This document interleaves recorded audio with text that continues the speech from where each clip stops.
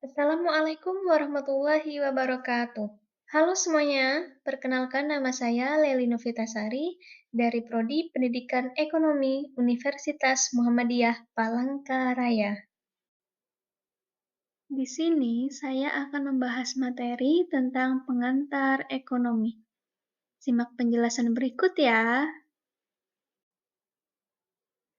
Ilmu ekonomi adalah studi tentang bagaimana masyarakat mengalokasikan sumber daya yang langka untuk memenuhi kebutuhan dan keinginan yang tidak terbatas, melibatkan analisis bagaimana individu, bisnis, dan pemerintah membuat keputusan dalam menghadapi kelangkaan. Aspek ilmu ekonomi meliputi yang pertama, kelangkaan. Sumber daya seperti waktu, uang, dan bahan baku selalu terbatas, sementara kebutuhan dan keinginan manusia tidak terbatas. Yang kedua, pilihan. Karena kelangkaan, setiap keputusan ekonomi melibatkan pengorbanan suatu hal untuk mendapatkan hal lainnya. Dan yang ketiga, alokasi sumber daya. Ilmu ekonomi mempelajari bagaimana sumber daya dialokasikan secara efisien untuk memaksimalkan kesejahteraan masyarakat, meliputi produksi, distribusi, dan konsumsi barang dan jasa. Yang keempat, perilaku manusia. Ilmu ekonomi menganalisis bagaimana individu dan kelompok membuat keputusan ekonomi.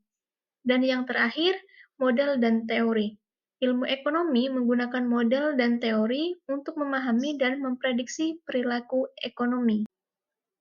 Ilmu ekonomi terbagi menjadi dua cabang utama, yaitu ekonomi mikro dan ekonomi makro. Mikroekonomi berfokus pada perilaku individu, rumah tangga, dan perusahaan dalam pengambilan keputusan ekonomi. Topik utamanya meliputi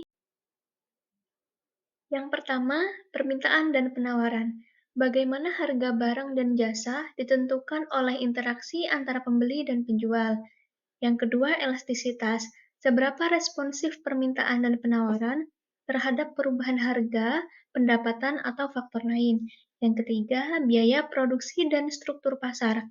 Bagaimana perusahaan menentukan harga dan output mereka tergantung pada struktur pasar. Yang keempat, ada teori konsumen dan produsen.